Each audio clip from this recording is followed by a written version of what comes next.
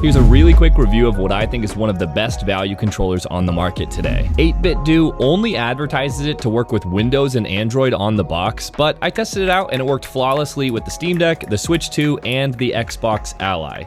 The joysticks are TMR, and if you haven't heard of TMR, it's what the new Steam controller is using. Basically, they're the best of joystick technology. They're even better than Hall effect joysticks. They're more durable, more precise, and much more power efficient, which means better battery life.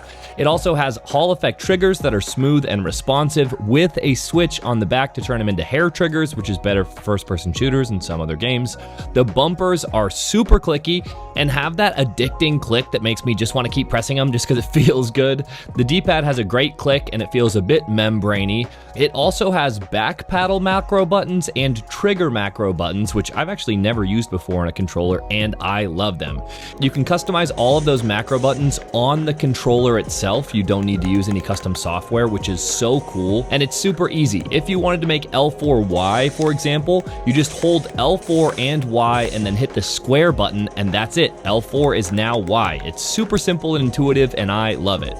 It also has RGB around the joysticks that is fully customizable. I thought this light tracing mode was cool, where every action that you do on the controller is matched with the RGB light ring. There are 3 ways you can connect the controller: Bluetooth, wired, and wireless. And while Bluetooth is fine for casual gaming and it's super convenient, you do get better connections and a faster response time as low as 1 millisecond with the 2.4 gigahertz dongle, which stashes in the bottom of the charging station. Oh yeah, and I should say, it has an included charging station with pogo pins, so it always stays juiced up, and it has a light on the bottom that shows when it's docked and charging. Oh, and because the 2.4 gigahertz dongle is Type-C, you can just plug it into something like a Steam Deck or your laptop or the Xbox Ally, and it instantly starts working. No need to worry about pairing or anything. The only complaint that I have about this controller is that you can't access the batteries, and because lithium-ion batteries are consumable and they degrade over time,